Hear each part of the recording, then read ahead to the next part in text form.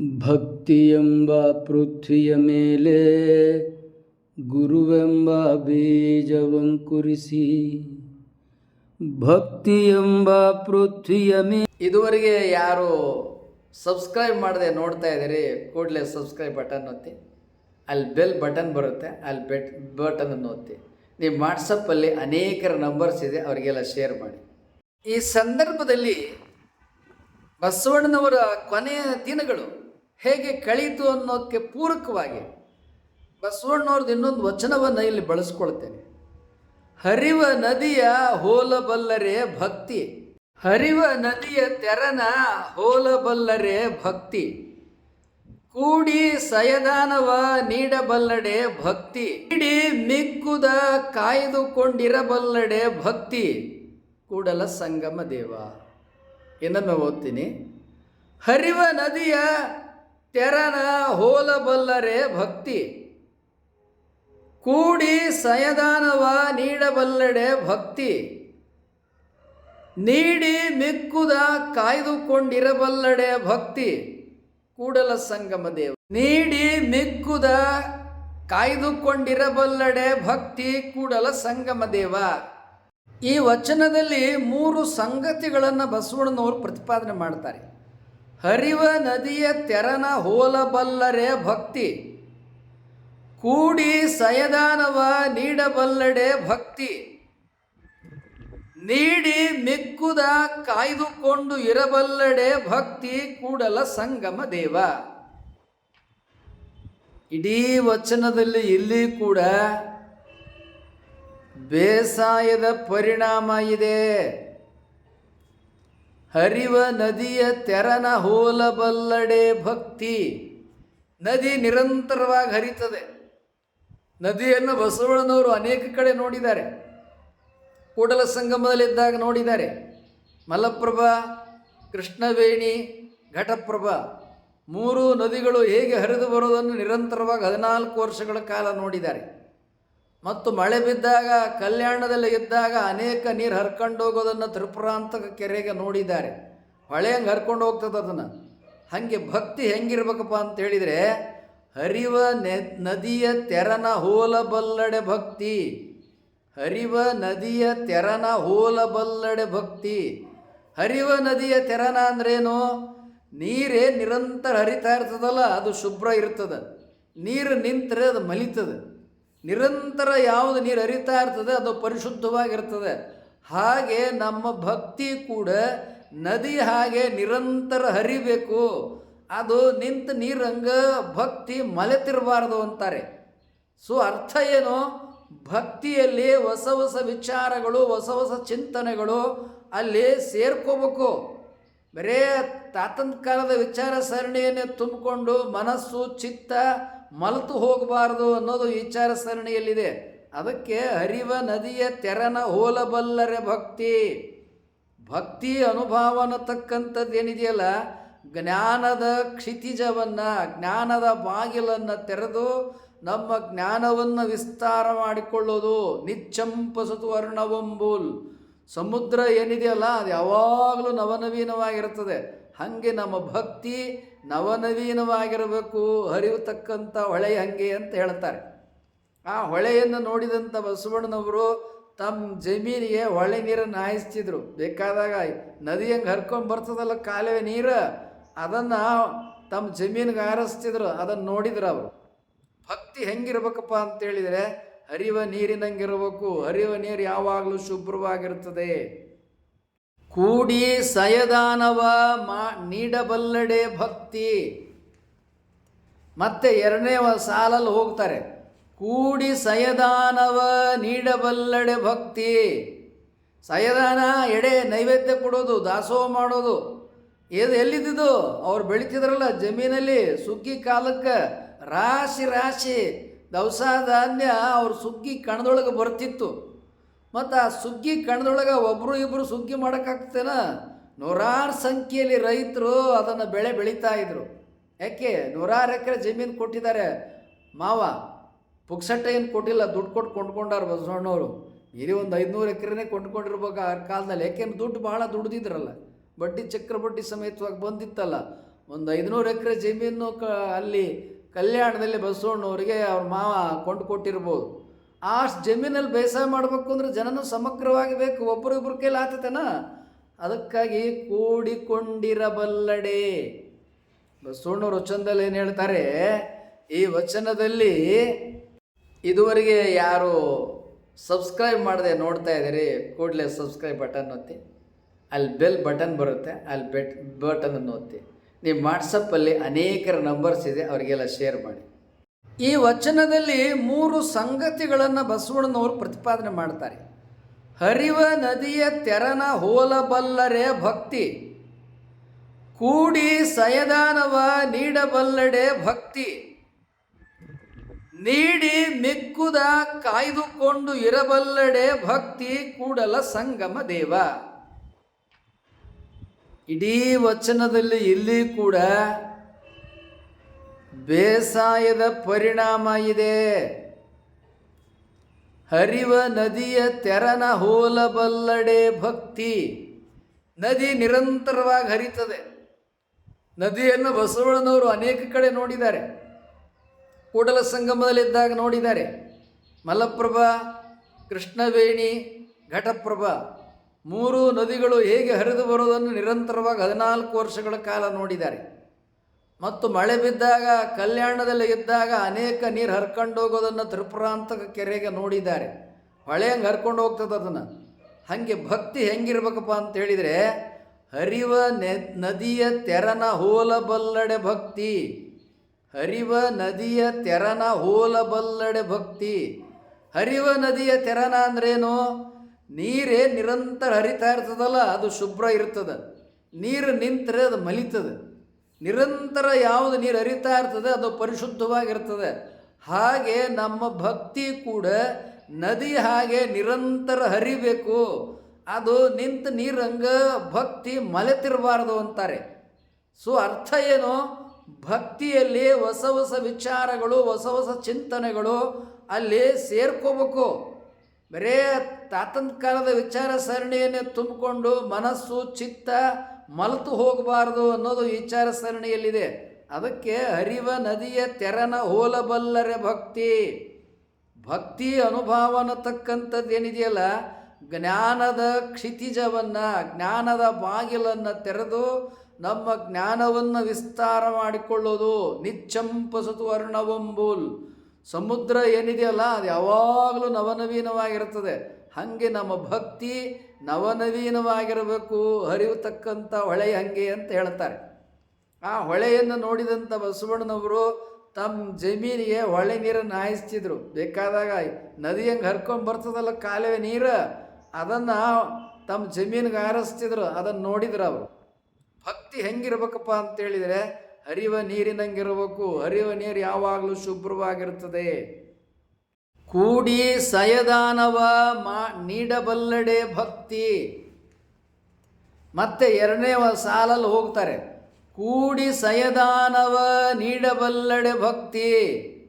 ಸಯದಾನ ಎಡೆ ನೈವೇದ್ಯ ಕೊಡೋದು, ದಾಸೋಹ ಮಾಡೋದು. ಎಲ್ಲಿದ್ದು ಅವ್ರು ಬೆಳಿತಿದ್ರಲ್ಲ ಜಮೀನಲ್ಲಿ, ಸುಗ್ಗಿ ಕಾಲಕ್ಕೆ ರಾಶಿ ರಾಶಿ ದವಸ ಧಾನ್ಯ ಅವ್ರ ಸುಗ್ಗಿ ಕಣದೊಳಗೆ ಬರ್ತಿತ್ತು. ಮತ್ತು ಆ ಸುಗ್ಗಿ ಕಣದೊಳಗೆ ಒಬ್ಬರು ಇಬ್ಬರು ಸುಗ್ಗಿ ಮಾಡೋಕ್ಕಾಗ್ತೇನ? ನೂರಾರು ಸಂಖ್ಯೆಯಲ್ಲಿ ರೈತರು ಅದನ್ನು ಬೆಳೀತಾ ಇದ್ರು. ಯಾಕೆ? 100 ಎಕರೆ ಜಮೀನು ಕೊಟ್ಟಿದ್ದಾರೆ ಮಾವ. ಪುಕ್ಸಟ್ಟೆ ಏನು ಕೊಟ್ಟಿಲ್ಲ, ದುಡ್ಡು ಕೊಟ್ಟು ಕೊಂಡ್ಕೊಂಡಾರ ಬಸವಣ್ಣವರು. ಇಡೀ ಒಂದು 500 ಎಕರೆನೇ ಕೊಂಡ್ಕೊಂಡಿರ್ಬೇಕು ಆ ಕಾಲದಲ್ಲಿ. ಯಾಕೆಂದ್ರೆ ದುಡ್ಡು ಭಾಳ ದುಡ್ದಿದ್ರಲ್ಲ, ಬಡ್ಡಿ ಚಕ್ರಬಡ್ಡಿ ಸಮೇತವಾಗಿ ಬಂದಿತ್ತಲ್ಲ. ಒಂದು 500 ಎಕರೆ ಜಮೀನು ಅಲ್ಲಿ ಕಲ್ಯಾಣದಲ್ಲಿ ಬಸವಣ್ಣವರಿಗೆ ಅವ್ರ ಮಾವ ಕೊಂಡು ಕೊಟ್ಟಿರ್ಬೋದು. ಆ ಜಮೀನಲ್ಲಿ ಬೇಸಾಯ ಮಾಡಬೇಕು ಅಂದ್ರೆ ಜನನು ಸಮಗ್ರವಾಗಿ ಬೇಕು, ಒಬ್ಬರಿಬ್ಬರ ಕೈಲಿ ಆತತೇನ. ಅದಕ್ಕಾಗಿ ಕೂಡಿಕೊಂಡಿರಬಲ್ಲಡೆ. ಬಸವಣ್ಣವ್ರ ವಚನದಲ್ಲಿ ಏನು ಹೇಳ್ತಾರೆ, ಈ ವಚನದಲ್ಲಿ ಯಾವುದಪ್ಪ ಅಂತೇಳಿದರೆ, ಕೂಡಿ ಸಯದಾನವ ನೀಡಬಲ್ಲಡೆ ಭಕ್ತಿ. ದಾಸೋಹವನ್ನು ಕೂಡ್ಕೊಂಡು ಮಾಡಬೇಕು. ಈಗ ಅಡಿಗೆಗೆ ಮಾಡೋಕ್ಕೂ ಬಹಳ ಜನ ಬೇಕು. ಯಾಕೆ? ಕುಟ್ಟೋದು, ಬೀಸೋದು. ಅವಾಗೇನು ಈಗಿನ ಗಿರಣಿಗಳಿದ್ವೇನೋ, ಹೀಗೆ ಧಾನ್ಯ ಹಸನು ಮಾಡೋಕ್ಕೆ, ಹಿಟ್ಟು ಮಾಡೋಕ್ಕೆ ಅಪಾರ ಸಂಖ್ಯೆಯಲ್ಲಿ ಜನ ಬೇಕು. ದಾಸೋಹ ಅಡುಗೆ ಮಾಡೋಕ್ಕೆ ಜನ ಬೇಕು. ನೀರು ತರಕ್ಕೆ ಅಡುಗೆ ಜನ ಬೇಕು. ಸೌದೆ ಕಟ್ಟಿಗೆ ತರಕ್ಕೆ ಜನ ಬೇಕು. ಅಲ್ಲಿ ನಿಂತು ಅಡುಗೆ ಮಾಡೋಕ್ಕೆ ಜನ ಬೇಕು, ನೀಡಕ್ಕೆ ಅಡುಗೆ ಮಾಡೋಕ್ಕೆ ಜನ ಬೇಕು, ದಾಸೋಹ ಮಾಡೋಕ್ಕೆ ನೀಡಬೇಕಲ್ಲ, ಮತ್ತು ಪಾತ್ರೆ ತೊಳೆಯೋಕ್ಕೆ ಬೆಳಗಕ್ಕೆ ಜನ ಬೇಕು. ಹೀಗಾಗಿ ಬಸವಣ್ಣನವ್ರ ಮನೆಯಲ್ಲಿ 500 ಎಕರೆ ಜಮೀನಿತ್ತು ಅಂತೇಳಿದರೆ 500 ಜನನೇ ಅಲ್ಲಿ ದುಡಿತಾ ಇದ್ರು. ಅಪಾರ ಸಂಖ್ಯೆಯಲ್ಲಿ ಬೇಸಾಯಕ್ಕೆ ದಾಸೋಹಕ್ಕೆ ಎಲ್ಲ ದುಡಿತಾ ಇದ್ರು. ಆದದ್ದರಿಂದ ಅದನ್ನೇನು ಹೇಳ್ತಾರೆ, ಕೂಡಿ ಸಯದಾನವ ನೀಡಬಲ್ಲಡೆ ಭಕ್ತಿ. ಬೇಸಾಯವನ್ನು ಕೂಡ್ಕೊಂಡು ಮಾಡಬೇಕು, ಧಾನ್ಯ ಹಸವನ್ನು ಮಾಡೋದನ್ನು ಕೂಡ್ಕೊಂಡು ಮಾಡಬೇಕು, ಕುಟ್ಟೋದು ಬೀಸೋದು ಕೂಡ್ಕೊಂಡು ಮಾಡಬೇಕು, ಅಡುಗೆ ಮಾಡೋದು, ಸೌದೆ ತರೋದು, ನೀರು ತರೋದು ಎಲ್ಲ ಕೂಡ್ಕೊಂಡೇ ಮಾಡಬೇಕು. ದಾಸೋಹ ಮಾಡಬೇಕಾದ್ರೂ ಎಡೆ ನೀಡಬೇಕಾದ್ರೂ ಕೂಡ್ಕೊಂಡೇ ಮಾಡಬೇಕು. ಹೀಗಾಗಿ ಅದನ್ನು ಇಲ್ಲಿ ಹೇಳ್ತಾರೆ, ಕೂಡಿ ಸಯದಾನವ ನೀಡಬಲ್ಲಡೆ ಭಕ್ತಿ. ಭಕ್ತಿ ಯಾವುದಪ್ಪ ಅಂತೇಳಿದರೆ ನಾನು ಒಬ್ಬನೇ ಪೂಜೆ ಮಾಡಿ ಸಂಗಮ ದೇವರನ್ನು ಒಲಿಸ್ಕೊಂಡು ಬಿಡ್ತೀನಿ ಅನ್ನೋದಲ್ಲ. ನಾವು ಎಲ್ಲರೂ ಸಮಗ್ರವಾಗಿ ಕೂಡಿಕೊಂಡು ಭಕ್ತಿ ಮಾಡಬೇಕು ಅಂತಾರೆ. ಯಾವಾಗ ಎಲ್ಲ ವೃತ್ತಿಯ ವ್ಯಕ್ತಿಗಳು ಕೂಡ್ತಾರೆ, ಎಲ್ಲರನ್ನು ನಾವು ಗೌರವಿಸ್ಬೇಕಲ್ವಾ. ಅಲ್ಲಿ ಅನೇಕ ವೃತ್ತಿಯವರು ಇರ್ತಾರೆ, ಅವರೆಲ್ಲರೂ ಇಲ್ಲಿ ಬರ್ತಾರೆ, ಮತ್ತು ಅವರೆಲ್ಲರೂ ಸಮಾನ ಭಾವದಲ್ಲಿ ಕಾಣಬೇಕಲ್ವಾ. ಆ ಸಮಾನ ಭಾವ, ಸಮಾನ ದೃಷ್ಟಿ, ಸಮಗ್ರ ದೃಷ್ಟಿ, ಸಮತಾ ಭಾವ ಬೇಸಾಯದಲ್ಲಿ, ಅಡುಗೆ ಮಾಡುವಲ್ಲಿ, ಹಸನು ಮಾಡುವಲ್ಲಿ, ದಾಸೋಹ ನೀಡುವಲ್ಲಿ, ಕೂಡ್ಕೊಂಡು ಲಿಂಗ ಪೂಜೆ ಮಾಡುವಲ್ಲಿ ಇಲ್ಲೆಲ್ಲ ಸಮಗ್ರ ಮಾನವತಾ ಭಾವ ಇಲ್ಲೈತೆ. ಆದದ್ದರಿಂದ ಬಸವಣ್ಣನವರು ಇದೆಲ್ಲ ನಾನು ಮುಂದಕ್ಕೆ ಬರ್ತೇನೆ, ಈಗಲೇ ಮುಕ್ತಾಯ ಮಾಡಲ್ಲ. ಹೀಗೆ ಬೇಸಾಯವನ್ನು ಕೂಡ್ಕೊಂಡು ಮಾಡಿದರು, ದಾಸೋಹ ಅಡಿಗೆ ಇತ್ಯಾದಿ ಎಲ್ಲ ಕೂಡ್ಕೊಂಡು ಮಾಡಿದರು. ಕಣ ಕೆಲಸ ಹೇಗೆ ಕೂಡ್ಕೊಂಡು ಹೆಂಗೆ ಆಯ್ತಿತ್ತೋ ಹಂಗೆ ಅಡುಗೆನೂ ಕೂಡ್ಕೊಂಡಾಯಿತು, ದಾಸೋಹನೂ ಕೂಡ್ಕೊಂಡಾಯಿತು, ನೈವೇದ್ಯ ನೀಡೋದು ಹಂಗೆ ಆಯಿತು, ಮತ್ತು ಪೂಜೆ ಭಕ್ತಿ ಶಿವಾನುಭಾವವು ಕೂಡ್ಕೊಂಡೇ ಆಯಿತು. ಹರಿವ ನದಿಯ ತೆರನ ಹೋಲಬಲ್ಲರೆ ಭಕ್ತಿ, ಕೂಡಿ ಸಯದಾನವ ನೀಡಬಲ್ಲಡೆ ಭಕ್ತಿ, ನೀಡಿ ಮೆಕ್ಕುದ ಕಾಯ್ದುಕೊಂಡಿರಬಲ್ಲಡೆ ಭಕ್ತಿ. ಕೂಡಲ ಸಂಗಮ ದೇವ. ಮತ್ತು ದಾಸೋಹ ಮಾಡೋ ಕಾಲಕ್ಕೆ ನೀಡಿ ಮಿಕ್ಕುದ ಕಾಯ್ದುಕೊಂಡಿರಬಲ್ಲಡೆ ಭಕ್ತಿ. ಯಾರು ಶಿವಾನುಭವಕ್ಕೆ ದಾಸೋಹಕ್ಕೆ ಬಂದಿರ್ತಾರಲ್ಲ ಅವ್ರಿಗೆಲ್ಲ ಮೊದಲು ನಾವೇ ಎಡೆ ಮಾಡಬೇಕು. ಅವ್ರನ್ನೆಲ್ಲ ಉಣಿಸಿ ತೃಪ್ತಿಪಡಿಸಿದ ಮೇಲೆ ಮಿಕ್ಕುದ ಕಾಯ್ದುಕೊಂಡಿರಬಲ್ಲಡೆ ಭಕ್ತಿ. ನೀಡಿ ಮಿಕ್ಕುದ, ಅದನ್ನೇ ಒಕ್ಕಮಿಕ್ಕ ಪ್ರಸಾದ ಅನ್ನೋದು. ಮೊದಲು ಬಂದಂಥ ಶಿವಾನುಭಾವ ಶರಣರು ಯಾರಿದಾರಲ್ಲ ಅವ್ರಿಗೆ ಮೊದಲು ತೃಪ್ತಿ ಆಗಬೇಕು. ಹಸಿದು ಬಂದ ಶರಣಂಗೆ ಮೊದಲು ನೀಡಬೇಕು, ಅವ್ರನ್ನ ತೃಪ್ತಿಪಡಿಸಿ ನಂತರ ನಾವು ಕೊನೆಯ ಪ್ರಸಾದ ಮಾಡಬೇಕು. ಅದಕ್ಕೆ ನೀಡಿ ಮಿಕ್ಕುದ ಕಾಯ್ದುಕೊಂಡಿರಬಲ್ಲಡೆ ಭಕ್ತಿ. ಬಸವಣ್ಣನವರು, ನೀಲಾಂಬಿಕೆಯವರು, ಗಂಗಾಂಬಿಕೆಯರು, ಇನ್ನು ಯಾರ್ಯಾರಲ್ಲಿ ದಾಸೋಹದಲ್ಲಿ ಇವ್ರ ಜೊತೆ ತೊಡಕೋತಿದ್ರು ಅವರೆಲ್ಲ ನೀಡ್ತಿದ್ರು. ಆಮೇಲೆ ಅವ್ರದ್ದೆಲ್ಲ ಆದಮೇಲೆ ನಂತರ ಇವ್ರು ಕೂತ್ಕೊಂಡು ಪ್ರಸಾದ ಮಾಡ್ತಿದ್ರು. ಇದು ವಚನದಲ್ಲಿದೆ. ಇಷ್ಟೆಲ್ಲ ನಡೀತಕ್ಕಂಥ ಸಂದರ್ಭದೊಳಗೆ ಇಲ್ಲೊಂದು ಸಂತೋಷದ, ಸಂಭ್ರಮದ, ಸಮಾಧಾನದ, ಶಾಂತ ವಾತಾವರಣ ಆಯ್ತಾ ಇಲ್ಲ. ಬೇಸಾಯ ಮಾಡಬೇಕಾದ್ರೆ ಶಾಂತ ಮನಸ್ಸಿರಬೇಕು. ಸುಗ್ಗಿ ಕಣ ಇತ್ಯಾದಿ ಮಾಡಬೇಕಾದ್ರೆ ಶಾಂತ ಮನಸ್ಸಿರಬೇಕು. ಮತ್ತು ಕಣ ಹಸನು ಇತ್ಯಾದಿ ತಂದ ಮೇಲೆ ಅದನ್ನು ಅಡುಗೆಗೆ ಸಿದ್ಧಪಡಿಸ್ಬೇಕಾದ್ರೆ ಕುಟ್ಟೋದು, ಬೀಸೋದು, ತೂರೋದು ಇವೆಲ್ಲ ಮಾಡೋಕ್ಕೆ ಶಾಂತ ಮನಸ್ಸು ಬೇಕು, ಸಂತೃಪ್ತ ಮನಸ್ಸು ಬೇಕು, ಉತ್ಸಾಹ ಬೇಕು. ನಂತರ ಅಡಿಗೆ, ಶಿವಾನುಭಾವ, ದಾಸೋಹ, ಶಾಂತ ಮನಸ್ಸು ಬೇಕು. ಇದೆಲ್ಲ ಬಸವಣ್ಣವ್ರ ಮನೆಯಲ್ಲಿ ಏನಿತ್ತಪ್ಪ ಅಂತೇಳಿದರೆ ಇದೆಲ್ಲ ಇತ್ತು. ಬಸವಣ್ಣವ್ರ ಮನೆಯಲ್ಲಿ ಇತ್ತು ಅನ್ನೋದನ್ನು ಅಕ್ಕಮಹಾದೇವ್ರ ವಚನದಲ್ಲಿ ಹೇಳ್ತಾರೆ. ಬಸವಣ್ಣನ ಭಕ್ತಿ ಕೊಟ್ಟಣದ ಮನೆ ಅಂತಾರೆ. ಯಾಕೆ? ಬೀಸೋದು, ಕುಟ್ಟೋದು, ತೂರೋದು ಬಹಳವಾಗಿ ನಡೀತಿತ್ತು. ಎಲ್ಲಿ ನೋಡಿದ್ರಲ್ಲಿ ಬರೀ ಇದ್ರಾಗ ತೊಡ್ಕೊಂಡಾರ. ಯಾಕೆ? ಹೊಟ್ಟೆ ಐತಲ್ಲ, ಎರಡೊತ್ತು ಊಟ ಮಾಡ್ಬೇಕಲ್ಲ. ಮತ್ತು ಎರಡೊತ್ತು ಊಟ ಮಾಡಬೇಕು ಅಂತಂದ್ರೆ ಅಷ್ಟೆಲ್ಲ ಊಟ ಮಾಡಬೇಕು ಅಂದ್ರೆ ಸುಮ್ಮನೆ ಬರ್ತದ? ಈಗೆಲ್ಲ ಗಿರಣಿ ಅದ, ಈಗೆಲ್ಲ ಶುದ್ಧ ಮಾಡೋಕ್ಕೆಲ್ಲ ಅದ. ಅವಾಗೆಲ್ಲ ತೂರೋದು, ಬೀಸೋದು, ಕುಟ್ಟೋದು ಇವೆಲ್ಲ ನಡಿಬೇಕಲ್ಲ, ಹಸನು ಮಾಡೋದು ಎಲ್ಲ. ಸೊ ಮತ್ತು ನೀರು ತರೋದು, ಅಡುಗೆ ಮಾಡೋದು, ಕಟ್ಟಿಗೆ ತರೋದು, ಏನು ಕೆಲಸ ಒಂದು ಎರಡೇ. ಹಿಂಗಾಗಿ ಇಡೀ ಎಲ್ಲರೂ ಕೂಡ ಬಿಡುವಿಲ್ಲದಂಗೆ ಎಲ್ಲರೂ ಊಟದಾಗ ದಾಸೋಹ ತೊಡ್ಕೋತಾ ಇದ್ರು. ಅದನ್ನು ಅಕ್ಕಮಹಾದೇವರು ಗಮನಿಸಿ ಅವ್ರ ವಚನದಲ್ಲಿ ಹೇಳ್ತಾರೆ, ಬಸವಣ್ಣನ ಮನೆ ಕೊಟ್ಟಣದ ಬಸವಣ್ಣನ ಭಕ್ತಿ ಕೊಟ್ಟಣದ ಮನೆ ಅಂತಾರೆ. ಬಸವಣ್ಣನ ಭಕ್ತಿ ಏನಾಯ್ತಪ್ಪ ಅಂತೇಳಿದರೆ ಆ ಸುಗ್ಗಿ ಮಾಡೋದ, ತರದ ದವಸ ಧಾನ್ಯನ ಹಸನು ಮಾಡೋದ, ಬೀಸದ, ಕುಟ್ಟದ ಮತ್ತು ನೀಡೋದ, ಇದರಾಗ 24 ಗಂಟೆ ಎಲ್ಲಿ ಹೋಯ್ತು ಭಕ್ತಿ ಎಲ್ಲ ಎಲ್ಲೋಯ್ತಪ್ಪ ಅಂತ ಹೇಳಿದರೆ ಇದರಾಗ ಹೋಯ್ತು ಅಂತಾರೆ ಅಕ್ಕಮಹಾದೇವರು. ಹೀಗೆ ಬಸವಣ್ಣನವರ ಭಕ್ತಿ ವ್ಯವಸಾಯದಾಗ, ಸುಗ್ಗಿಯಾಗ, ದಾಸೋಹದಾಗ ಹೋಗಿರೋದನ್ನು ಈ ವಚನ ಹೇಳ್ತಾ ಇದೆ. ಜ್ಞಾನಕ್ಕೆ ಇಲ್ಲೂ ಕೂಡ ಅವರಿಗೆ ಸಮಯ ಇಲ್ಲ. ಎಲ್ಲಿವರೆಗೆ ಅವರು ಬಿಜ್ಜಣ ಭಂಡಾರದೊಳಗೆ ಕರ್ಣಿಕರಾಗಿದ್ರು ಅಲ್ಲಿ ಕರ್ಣಿಕರಾಗಿ ದುಡಿಯುವಲ್ಲಿ ಸಂಸಾರದಲ್ಲಿ ಕರ್ಣಿಕ ವೃತ್ತಿಯಲ್ಲಿ ಭಂಡಾರದಲ್ಲಿ ಸಮಯ ಹೋಯಿತು. 32ನೇ ವಯಸ್ಸಿನಿಂದ 64ನೇ ವಯಸ್ಸಿನವರೆಗೆ ಮತ್ತು ಬಿಜ್ಜಣದ ಭಂಡಾರದಲ್ಲಿ ಕಾಯಕಕ್ಕೆ ಹೋಯಿತು, ಸಮಯ ಇಲ್ಲ. ಸುತ ಬಸವಣ್ಣವರೇ ವಚನದಲ್ಲಿ ಹೇಳ್ತಾರೆ, ಕಾಂಚನಕ್ಕೆ ವೇಳೆ ಇಲ್ಲದೆ ಲಿಂಗಕ್ಕೆ ವೇಳೆ ಇಲ್ಲ ಅಂತ. ಮತ್ತು ಕಾಯಕ ಎಲ್ಲಿ ಹೋಯಿತು? ಬರೇ ದುಡ್ಡು ಸಂಪಾದನೆಗೆ ಹೋಯಿತು. 64ನೇ ವಯಸ್ಸಿನವರೆಗೆ ಬಸವಣ್ಣನವರಿಗೆ ಬಿಡುವು ಸಿಗಲಿಲ್ಲ. ಅವ್ರಿಗೆ ಭಕ್ತಿಗೆ ಬಿಡುವು ಸಿಕ್ಕಿದ್ದು ಯಾವಾಗ ಗೊತ್ತದನ? ಅವರು 18ನೇ ವಯಸ್ಸಿನಿಂದ 32ನೇ ವಯಸ್ಸಿಗೆ ಕೂಡಲ ಸಂಗಮದಲ್ಲಿ ನಿದ್ರಲ್ಲ, ಆಗ ಅವರು ಭಕ್ತಿಯಲ್ಲಿ ಆಡಿದ್ದೇ ಆಟ, ಮಾಡಿದ್ದೇ ಭಕ್ತಿ. ಹೊಳೆಯಲ್ಲಿ ತಣ್ಣೀರು ಮುಳುಗ ಕೂಡಲ ಸಂಗಮ ದೇವನ ಪತ್ರ ಪುಷ್ಪದಿಂದ ಪೂಜೆ ಮಾಡೋ 24 ಗಂಟೆ ಬಸವಣ್ಣ ಕೂಡಲ ಸಂಗಮ ದೇವ ಇಬ್ಬರೇ. ನಂತರ ಅಲ್ಲಿದ್ದವ್ರು ಯಾರು? ತಪಸ್ವಿಗಳು.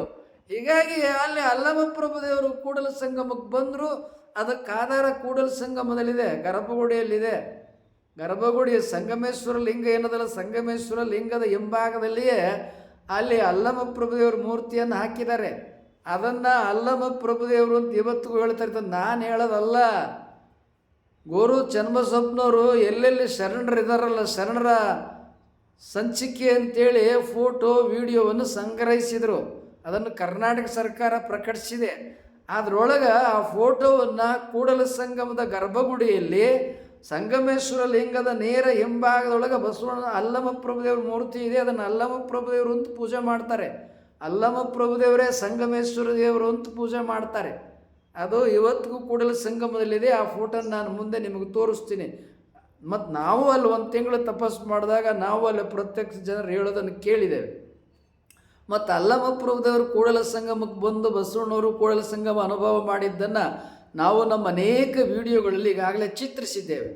ಹೀಗಾಗಿ ಬಸವಣ್ಣನವರು ಅವರ ವಚನಗಳನ್ನು, ಈ 2 ವಚನಗಳನ್ನು ಆಧರಿಸಿದಾಗ ಶಾಂತ ಜೀವನವನ್ನು ಕಲ್ಯಾಣದಲ್ಲಿ ನಡೆಸಿದರು ಅನ್ನೋದನ್ನು ನಾವು ಸ್ಪಷ್ಟವಾಗಿ ಅವರ ಆತ್ಮಕಂತೆಯಂತಿರುವ ವಚನಗಳಲ್ಲಿ ನಾವು ಕಾಣ್ತೇವೆ.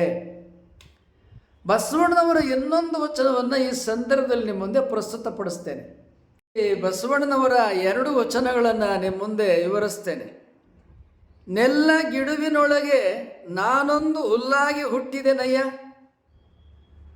ಆನು ಭಕ್ತನೆಂಬೆನೆ ಆನು ಯುಕ್ತನೆಂಬೆನೆ, ಆನು ಕೂಡಲ ಸಂಗನ ಶರಣರ ಒಪ್ಪುದನು ಉಂಡಡೆ ಪಾದರಕ್ಷೆಗೆ ಸರಿಯಹನೆ. ಇಲ್ಲಿ ಅವರಲ್ಲಿ ವಿನಯ ಸದ್ಭಕ್ತಿ ಎದ್ದು ಕಾಣುತ್ತದೆ. ನೆಲ್ಲ ಗಿಡುವಿನೊಳಗೆ ನಾನೊಂದು ಹುಲ್ಲಾಗಿ ಹುಟ್ಟಿದೆ ನಯ್ಯ ಅಂತಾರೆ. ನೆಲ್ಲು ಅಂದರೆ ಭತ್ತ, ಬೇಸಾಯದ ಅನುಭವ. ನಾನು ಭತ್ತದ ಹುಲ್ಲಾಗಿ ಹುಟ್ಟಿದೆ ಅಂತ ಹೇಳ್ತಾರೆ. ಇದು ಅವರು ಬಸವಣ್ಣವರು ಬೇಸಾಯದ ಅನುಭವ. ನೆಲ್ಲ ಗಿಡುವಿನೊಳಗೆ ನಾನೊಂದು ಹುಲ್ಲಾಗಿ ಹುಟ್ಟಿದೆ ನಯ್ಯ. ತಮ್ಮನ್ನು ಅವರು ಕನಿಷ್ಠಕ್ಕೆ ಹೋಲಿಸಿಕೊಳ್ತಾರೆ ಹುಲ್ಲಾಗಿ. ಯಾಕಪ್ಪ? ಅದನ್ನು ಮುಕ್ತಾಯದಲ್ಲಿ ಹೇಳ್ತಾನೆ. ಆನು ಭಕ್ತನೆಂಬೆನೆ ಆನು ಯುಕ್ತನೆಂಬೆನೆ, ಆನು ಕೂಡಲ ಸಂಗನ ಶರಣರು ಒಕ್ಕುದನುಂಡಡೆ ಪಾದರಕ್ಷೆಗೆ ಸರಿಯೇನೆ. ನಾನು ಭಕ್ತನೇ, ನಾನು ಯುಕ್ತನೇ, ಒಕ್ಕುದನು ಉಂಡಡೆ. ಬಸವಣ್ಣನವರು ದಾಸೋಹ ಎಲ್ಲ ಮುಗಿದ ಮೇಲೆ ಕೊನೆಗೆ ಪ್ರಸಾದ ಮಾಡ್ತಾ ಇದ್ರು. ಅದು ಈ ವಚನದಲ್ಲಿಯೂ ಮುಕ್ತಾಯದಲ್ಲಿದೆ. ಕೊನೆಗೆ ನಾನು ಭಕ್ತರಿಗೆ ಶಿವಶರಣರಿಗೆ ಸರಿಯಲ್ಲ ಅಂತ ಹೇಳಿಕೊಳ್ತಾರೆ. ಯಾಕಪ್ಪ ಅಂತೇಳಿದರೆ ಅವ್ರಿಗೆ ಭಕ್ತಿ ಮಾಡೋಕ್ಕೆ ಸಮಯ ಇರಲಿಲ್ಲ. ಅವ್ರ ಕಾಲ ಎಲ್ಲ ಬಿಜ್ಜಳದ ಭಂಡಾರದಲ್ಲಿ ಹೋಯ್ತು ಕರ್ಣಿಕ ಲೆಕ್ಕಕ್ಕೆ. ಈಗ ದುಡ್ಡು ಬಂತು, ಎಲ್ಲ ಸಮಯ ಎಲ್ಲಿ ಹೋಯ್ತು? ಅಕ್ಕಮಹಾದೇವರು ಹೇಳ್ದಂಗೆ ಬಸವಣ್ಣನ ಭಕ್ತಿ ಕೊಟ್ಟಣದ ಮನೆ. ಬಸವಣ್ಣವ್ರ ಭಕ್ತಿಯೆಲ್ಲ ಎಲ್ಲೂ ಆಯಿತು? 500 ಎಕರೆ ಜಮೀನು, 100 ಹಸುಗಳು, ಪಶುಪಾಲನೆ, ಬೇಸಾಯ, ಮತ್ತು ಅವೆಲ್ಲ ಸುಮ್ಮನೆ ಕೂತ್ರೆ ಆಗ್ತದೇನ? ಆಳುಗಳ ಉಸ್ತುವಾರಿ ಮಾಡಬೇಕು, ಸ್ವತಃ ಜಮೀನಿಗೆ ದನ ಕರುಗಳನ್ನೆಲ್ಲ ಪ್ರತ್ಯಕ್ಷ ನೋಡ್ಕೋಬೇಕು. ಹೀಗಾಗಿ ಪೂಜೆಗೆ ಭಕ್ತಿಗೆ ಸಮಯ ಇಲ್ಲ. ಸಂಪತ್ತನ್ನು ಬೆಳಿಬೇಕಲ್ಲ, ಸಂಪತ್ತನ್ನು ತರಬೇಕಲ್ಲ, ಸಂಪತ್ತನ್ನು ತೊಡಗಿಸ್ಕೋಬೇಕಲ್ಲ. ಹೀಗಾಗಿ ಅವರು ಬೇಸಾಯದಲ್ಲಿ, ಪಶುಪಾಲನೆಯಲ್ಲಿ ಸಮಯ ಹೋಗ್ಬಿಡ್ತಿತ್ತು. ಪೂಜೆಗೆ ಭಕ್ತಿಗೆ ಸಮಯ ಇರ್ತಿರಲಿಲ್ಲ. ಅವ್ರ ವಚನದಲ್ಲಿ ಕಾಣ್ತದೆ. ಅವರು ಯಾರು ಜ್ಞಾನಿಗಳು, ಶಿವಾನುಭಾವಿಗಳಿದ್ದಾಗ ಅವನು ಭಕ್ತರಿಗೆ ಸರಿಯಗನೆ ಅಂತ ಹೇಳ್ಕೊಳ್ತಾರೆ. ಯಾಕೆ ಅಂತೇಳಿದರೆ, ಅಧ್ಯಯನ, ಧ್ಯಾನ, ಅನುಭವ, ತಪಸ್ಸು. ಅಕ್ಕಮಹಾದೇವರು, ಅಲ್ಲಮ ಪ್ರಭುದೇವರು ಅಧ್ಯಯನ, ಧ್ಯಾನ, ತಪಸ್ಸು ಮಾಡ್ದಂಗೆ, ದಂಡನಾಯಕ ಕೇಶರಾಜರು ಭಕ್ತಿ, ಧ್ಯಾನ, ತಪಸ್ಸು ಮಾಡ್ದಂಗೆ ಬಸವಣ್ಣನವರಿಗೆ ಸಮಯ ಸಿಗಲಿಲ್ಲ. ಆದ ಕಾರಣ ಈ ಜ್ಞಾನ ಅನುಭವ ಕಡಿಮೆಯಾದ ಕಾರಣವಾಗಿ ಅಂಥ ಶಿವಾನುಭಾವಿಗಳಿಗೆ ಅವರು ಬಹಳ ಗೌರವವನ್ನು ಕೊಡ್ತಿದ್ರು. ಆದ್ದರಿಂದ ನಿಮಗೆ ನಾನು ಸರಿಯಹನೆ, ಆ ದೀನ ನಾನು ತನ ಮೇಲಿಂದ ಮೇಲೆ ಬಸವಣ್ಣನವ್ರ ಬದುಕಿನಲ್ಲಿ ಕಾಡ್ತದೆ. ನಾನು ಯಾರೂ ಇಲ್ಲ, ನಾನು ನಿಮಗಿಂತ ಕಡಿಮೆ. ಯಾಕಪ್ಪ ಅಂತೇಳಿದರೆ, ಅವರು ಭಂಡಾರಿ ಮಂತ್ರಿ ಆಗಿರಲಿಲ್ಲ, ಅಧಿಕಾರ ಅವರಿಗೆ ಇರಲಿಲ್ಲ. ಕರ್ಣಿಕರಾಗಿ ಒಂದು ಸಣ್ಣ ಹುದ್ದೆಯಲ್ಲಿ ಇದ್ದದ್ದರಿಂದ ತಮ್ಮನ್ನು ತಾವು ಎಲ್ಲ ಸಂದರ್ಭದಲ್ಲಿಯೂ ಕೂಡ ಕಡೆಯಾಗಿ ಕಾಣ್ಕೊಳ್ತಾ ಇದ್ರು, ನೋಡ್ಕೊಳ್ತಾ ಇದ್ರು. ಇದು ಅವರ ಜೀವನದ ಅನುಭವ. ಅಧಿಕಾರವಾಣಿ, ರಾಜವಾಣಿ ಅವ್ರ ವಚನದಲ್ಲಿ ಬಂದಿದ್ರೆ, ಅವ್ರು ರಾಜನಾಗಿದ್ರೆ ಆ ವಾಣಿ ಬರ್ತಿತ್ತು. ಅದು ಅಲ್ಲಮ ಪ್ರಭುದೇವ್ರ ವಚನದಲ್ಲಿ ಕಾಣುತ್ತದೆ. ರಾಜನಂಗ ಮಾತಾಡ್ತಾರೆ ಅಲ್ಲಮ ಪ್ರಭುದೇವರು. ಯಾಕೆ ಅವ್ರ ಮಹಾರಾಜನ ಮಗನಾಗಿ ಹುಟ್ಟಿದ್ರು. ಎಲ್ಲಿ ನೋಡಿದ್ರಲ್ಲಿ ಅಲ್ಲಮ ಪ್ರಭುದೇವರ ವಾಣಿ, ಪ್ರಭುವಾಣಿ, ಅಧಿಕಾರವಾಣಿ. ಯಾಕೆ? ಆಳ್ವಿಕೆ ಮಾಡಿದ ಅನುಭವ ಅಲ್ಲಮ ಪ್ರಭುದೇವರ ವಚನದಲ್ಲಿದೆ. ಬಸವಣ್ಣನವರ ವಚನಗಳಲ್ಲಿ ಆಳ್ವಿಕೆ ಮಾಡಿದ ಅನುಭವ ಇಲ್ಲ. ಬಸವಣ್ಣನವರ ಇನ್ನೂ 2 ವಚನಗಳಲ್ಲಿ ಬೇಸಾಯದ ಚಿತ್ರಣವನ್ನು ಕೊಡ್ತೇನೆ. ಬಾಗಿಲ ಮುಂದೆ ಬಾಳೆ ಬೆಳೆವುದಯ್ಯ, ಬಾಳೆ ಗೊನೆವಾಗದ ಮುನ್ನ ಕೂಡಿಕೊಳ್ಳ ಕೂಡಲ ಸಂಗಮ ದೇವ. ಈ ಪುಟ್ಟ ವಚನದಲ್ಲಿ ಹೇಳ್ತಾರೆ, ಬಾಗಿಲ ಮುಂದೆ ಬಾಳೆ ಬೆಳೆವುದಯ್ಯ. ಸೊ ತಮ್ಮ ಮನೆ ಮುಂದೆ ಬಸವಣ್ಣವರು ಬಾಳೆ ಗಿಡವನ್ನು ಬೆಳೆಸಿದ್ರು. ಯಾಕೆ ಹೇಳ್ರಿ? ವಿಶೇಷವಾಗಿ ಬ್ರಾಹ್ಮಣರಿಗೆ ಬಾಳೆ ಎಲೆ ಅಂದರೆ ಭಾಳ ಪ್ರೀತಿ. ಪೂಜೆಗೆ ಬಾಳೆಹಣ್ಣು ಬೇಕೇ ಬೇಕು. ಅಡಿಗೆಗೆ ಊಟಕ್ಕೆ ಬಾಳೆ ಎಲೆ ಇದ್ದರೆ ಭಾಳ ಸಂಭ್ರಮ. ಹೀಗಾಗಿ ಬಾಳೆ ತೋಟ ಕೂಡ ಬಸವಣ್ಣನವರು ಕಲ್ಯಾಣದಲ್ಲಿ ಬೆಳೆಸಿದರು. ಮತ್ತು ಮನೆ ಮುಂದೆ ಕೂಡ ಬಾಳೆ ಇತ್ತು, ಬೆಳೆಸಿದರು ಉದ್ದೇಶಪೂರ್ವಕವಾಗಿ. ಮನೆಯ ಮುಂದೆ ಬಾಳೆ ಮರವನ್ನು ಬೆಳೆಯೋದು ಅದು ಶುಭ. ಅದನ್ನು ಬಸವಣ್ಣನ ವಚನದಲ್ಲಿ ಹೇಳ್ತಾ ಇದ್ದಾರೆ. ಬಾಗಿಲ ಮುಂದೆ ಬಾಳೆ ಬೆಳೆವುದಯ್ಯ.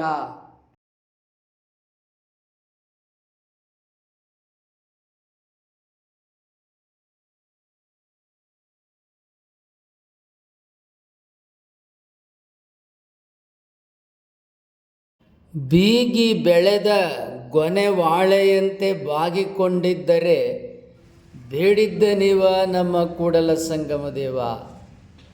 ಬೀಗಿ ಬೆಳೆದ ಗೊನೆ ವಾಳೆಯಂತೆ ಬಾಗಿಕೊಂಡಿದ್ದರೆ ಬೇಡಿದ್ದ ನೀವ ನಮ್ಮ ಕೂಡಲ ಸಂಗಮ ದೇವ. ಬಸವಣ್ಣನವರು ಬಾಳೆ ತೋಟ ಮಾಡಿದರು. ನಿತ್ಯ ಫಸಲು ಬಂದಂಥ ಕಾಲದೊಳಗೆ ಅವು ಕಟಾವು ಮಾಡ್ತಾಯಿದ್ರು. ಬಾಳೆ ಮರ ಬಾಳೆಗೊನೆ ಬಿಟ್ಟಾಗ ಅದು ಬಾಗ್ತದೆ ನೋಡಿ, ಅಲ್ಲಿ ಬಾಗಿದೆ ನೋಡಿ. ಹಾಗೆ ಬೇಕಾದಷ್ಟು ಅವರು ಬಾಳೆ ತೋಟ ಮಾಡಿದಾಗ ಬಾಳೆ ಬಾಗಿದ್ದನ್ನು ನೋಡಿದರು. ಹಾಗೆ ಜೀವನದಲ್ಲಿ ವಿನಯಶಾಲಿಯಾಗಿದ್ದರೆ ಕೂಡಲ ಸಂಗಮ ದೇವ ನಮ್ಮನ್ನು ಕರೆದುಕೊಳ್ತಾನೆ. ಭಕ್ತಿ, ವಿನಯಶಾಲಿತ್ವ, ಶ್ರದ್ಧೆ ಇವೆಲ್ಲ ಬೇಕು. ಶ್ರದ್ಧೆ ಇದ್ದರೆ ಬೇಸಾಯ, ಭಕ್ತಿ ಇದ್ದರೆ ಕೂಡಲ ಸಂಗಮ ದೇವ. ಹೀಗೆ ಬಸವಣ್ಣನವರು ಬೇಸಾಯದಿಂದ ಭೂಮಿ ತಾಯಿಗೆ ದುಡ್ಕೊಳ್ಳೋದನ್ನು ಕಲಿತರು. ಭೂಮಿಗೆ ನಾವೆಷ್ಟು ದುಡ್ಕೋತೀವಿ ಅಷ್ಟು ಫಸಲು. ಹಾಗೆ ಪರಮಾತ್ಮನಿಗೆ ನಾವೆಷ್ಟು ಭಕ್ತಿ ಮಾಡ್ತೀವಿ ಅಷ್ಟು ಕೂಡಲ ಸಂಗಮ ದೇವನ ಅನುಗ್ರಹ. ಇದನ್ನು ನಾವು ಬಸವಣ್ಣನವರ ಜೀವನದಲ್ಲಿ ಕಾಣ್ತೀವಿ. ಬೀಗಿ ಬೆಳೆದ ಗೊನೆಬಾಳೆಯಂತೆ ಬಾಗಿಕೊಂಡಿದ್ದರೆ ಬೇಡಿದ್ದ ನೀವ ನಮ್ಮ ಕೂಡಲ ಸಂಗಮ ದೇವ. ಬಸವಣ್ಣನವರಲ್ಲಿ ಇಂತಹ ಅಪಾರವಾದ ಭಕ್ತಿ ಬೇಸಾಯದಿಂದ ಕೂಡ ಬಂತು ಅನ್ನೋದನ್ನು ನಾವು ಕಾಣಬಹುದು. ಬಸವಣ್ಣನವರು ಬಾಗಿದರು, ಕೂಡಲ ಸಂಗಮ ದೇವ ಎತ್ತಿಕೊಂಡ. ಭಕ್ತಿ ಎಂಬ ಪೃಥ್ವಿಯ ಮೇಲೆ ಗುರುವೆಂಬ ಬೀಜವಂಕುರಿಸಿ. ಬೇಸಾಯದ ಅನುಭವ. ಬೇವಿನ ಬೀಜವ ಬಿತ್ತಿ, ಬೆಲ್ಲದ ಕಟ್ಟೆಯ ಕಟ್ಟಿ, ಆಕಳ ಹಾಲು ನೆರೆದು, ಮೇಲೆ ಹಾಲು ತುಪ್ಪ ಹೊಯ್ದರೆ ಕಹಿಯಹುದಲ್ಲದೆ ಸಿಹಿಯಹುದೇ. ಇಡೀ ವಚನದೊಳಗೆ ಬಿತ್ತನೆ ಮಾಡೋದದ ಅಷ್ಟೇ ಅಲ್ಲ, ಅವ್ರ ಮನೆಯಲ್ಲಿ ಸಮೃದ್ಧವಾಗಿ ಹಾಲು ತುಪ್ಪ ಇದ್ದಂಥ ದೃಷ್ಟಾಂತ ವಚನದಲ್ಲದ. ಯಾಕೆ? ನಿತ್ಯ ಮನೆಯಲ್ಲಿ ಹಾಲು ಮೊಸರು ಬೆಣ್ಣೆ ತುಪ್ಪ ಬೇಕಾದಂಗಿತ್ತು.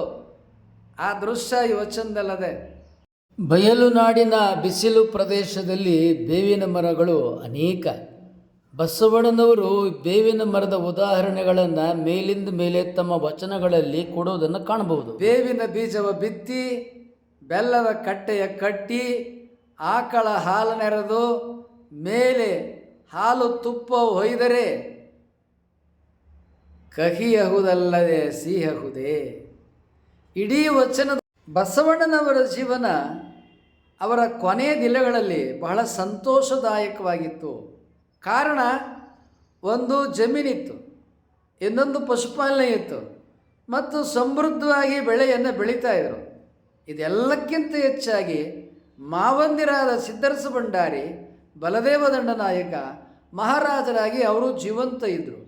ಅವರೆಲ್ಲರ ರಕ್ಷಣೆ ಆಶೀರ್ವಾದ ಬಸವಣ್ಣನವರ ಬದುಕಿನಲ್ಲಿ ಇತ್ತು. ಎಲ್ಲ ಭದ್ರತೆ ಇತ್ತು. ಹೀಗಾಗಿ ಬಸವಣ್ಣನವರ ಜೀವನದಲ್ಲಿ ಭೀಮಕವಿ ಪಾಲುಕುರಿಕೆ ಸೋಮನಾಥ ಹೇಳುವ ಹಾಗೆ ಹೊಳೆ ಹಾರಿಕೊಂಡು ಬೀಳ್ತಕ್ಕಂಥ ಚಿತ್ರಣ ಖಂಡಿತ ಬಸವಣ್ಣನವರ ಬದುಕಿನಲ್ಲಿ ಇಲ್ಲ. ಯಾಕೆ? ಬಸವಣ್ಣನ ಭಕ್ತಿ ಕೊಟ್ಟಣದ ಮನೆ ಅಂತಾರೆ. ಬಸವಣ್ಣನ ಭಕ್ತಿ ಏನಾಯ್ತಪ್ಪ ಅಂತೇಳಿದರೆ, ಆ ಸುಗ್ಗಿ ಮಾಡೋದ, ತರದ ದವಸ ಧಾನ್ಯನ ಹಸನ ಮಾಡೋದ, ಬೀಸೋದ, ಕುಟ್ಟದ ಮತ್ತು ನೀಡೋದ, ಇದರಾಗ 24 ಗಂಟೆ ಎಲ್ಲಿ ಹೋಯ್ತು ಭಕ್ತಿ ಎಲ್ಲ ಎಲ್ಲೋಯ್ತಪ್ಪ ಅಂತ ಹೇಳಿದರೆ ಇದರಾಗ ಹೋಯ್ತು ಅಂತಾರೆ ಅಕ್ಕಮಹಾದೇವರು. ಹೀಗೆ ಬಸವಣ್ಣನವರ ಭಕ್ತಿ ವ್ಯವಸಾಯದಾಗ, ಸುಗ್ಗಿಯಾಗ, ದಾಸೋಹದಾಗ ಹೋಗಿರೋದನ್ನು ಈ ವಚನ ಹೇಳ್ತಾ ಇದೆ. ಜ್ಞಾನಕ್ಕೆ ಇಲ್ಲೂ ಕೂಡ ಅವರಿಗೆ ಸಮಯ ಇಲ್ಲ. ಎಲ್ಲಿವರೆಗೆ ಅವರು ಬಿಜ್ಜಣದ ಭಂಡಾರದೊಳಗೆ ಕರ್ಣಿಕರಾಗಿದ್ದರು, ಅಲ್ಲಿ ಕರ್ಣಿಕರಾಗಿ ದುಡಿಯುವಲ್ಲಿಗ ಸಂಸಾರದಲ್ಲಿ ಕರ್ಣಿಕ ವೃತ್ತಿಯಲ್ಲಿ ಭಂಡಾರದಲ್ಲಿ ಸಮಯ ಹೋಯಿತು. 32ನೇ ವಯಸ್ಸಿನಿಂದ 64ನೇ ವಯಸ್ಸಿನವರೆಗೆ ಮತ್ತು ಬಿಜ್ಜಣದ ಭಂಡಾರದಲ್ಲಿ ಕಾಯಕಕ್ಕೆ ಹೋಯಿತು, ಸಮಯ ಇಲ್ಲ. ಸುತ ಬಸವಣ್ಣವರೇ ವಚನದಲ್ಲಿ ಹೇಳ್ತಾರೆ, ಕಾಂಚನಕ್ಕೆ ವೇಳೆ ಇಲ್ಲದೆ ಲಿಂಗಕ್ಕೆ ವೇಳೆ ಇಲ್ಲ ಅಂತ. ಮತ್ತು ಕಾಯಕ ಎಲ್ಲಿ ಹೋಯಿತು? ಬರೇ ದುಡ್ಡು ಸಂಪಾದನೆಗೆ ಹೋಯಿತು. 64ನೇ ವಯಸ್ಸಿನವರೆಗೆ ಬಸವಣ್ಣನವರಿಗೆ ಬಿಡುವು ಸಿಗಲಿಲ್ಲ. ಅವ್ರಿಗೆ ಭಕ್ತಿಗೆ ಬಿಡುವು ಸಿಕ್ಕಿದ್ದು ಯಾವಾಗ ಗೊತ್ತದನ? ಅವರು 18ನೇ ವಯಸ್ಸಿನಿಂದ 32ನೇ ವಯಸ್ಸಿಗೆ ಕೂಡಲ ಸಂಗಮದಲ್ಲಿ ನಿದ್ರಲ್ಲ, ಆಗ ಅವರು ಭಕ್ತಿಯಲ್ಲಿ ಆಡಿದ್ದೇ ಆಟ, ಮಾಡಿದ್ದೇ ಭಕ್ತಿ. ಹೊಳೆಯಲ್ಲಿ ತಣ್ಣೀರು ಮುಳುಗು, ಕೂಡಲ ಸಂಗಮ ದೇವನ ಪತ್ರೆ ಪುಷ್ಪದಿಂದ ಪೂಜೆ ಮಾಡು. 24 ಗಂಟೆ ಬಸವಣ್ಣ ಕೂಡಲ ಸಂಗಮ ದೇವ ಇಬ್ಬರೇ. ನಂತರ ಅಲ್ಲಿದ್ದವ್ರು ಯಾರು? ತಪಸ್ವಿಗಳು. ಹೀಗಾಗಿ ಅಲ್ಲಿ ಅಲ್ಲಮಪ್ರಭು ದೇವರು ಕೂಡಲ ಸಂಗಮಕ್ಕೆ ಬಂದರು. ಅದಕ್ಕೆ ಆಧಾರ ಕೂಡಲ ಸಂಗಮದಲ್ಲಿದೆ, ಗರ್ಭಗುಡಿಯಲ್ಲಿದೆ. ಗರ್ಭಗುಡಿಯ ಸಂಗಮೇಶ್ವರ ಲಿಂಗ ಏನದಲ್ಲ, ಸಂಗಮೇಶ್ವರ ಲಿಂಗದ ಹಿಂಭಾಗದಲ್ಲಿಯೇ ಅಲ್ಲಿ ಅಲ್ಲಮಪ್ರಭು ದೇವರ ಮೂರ್ತಿಯನ್ನು ಹಾಕಿದ್ದಾರೆ. ಅದನ್ನು ಇಲ್ಲಿ ಕಾಣ್ತಾ ಇರೋದು ಕೂಡಲ ಸಂಗಮದಲ್ಲಿ ಸಂಗಮೇಶ್ವರ ದೇವಾಲಯದಲ್ಲಿ ಗರ್ಭಗುಡಿಯಲ್ಲಿರುವ ಸಂಗಮೇಶ್ವರ ದೇವರು ಸಂಗಮನಾಥ. ಆ ಸಂಗಮನಾಥ ದೇವರ ಹಿಂಬದಿ ಧಾರಾಪಾತ್ರ ಹಿಂಬದಿ ಕಾಣುವುದೇ ಇದು ಅಲ್ಲಮಪ್ರಭು ದೇವರು.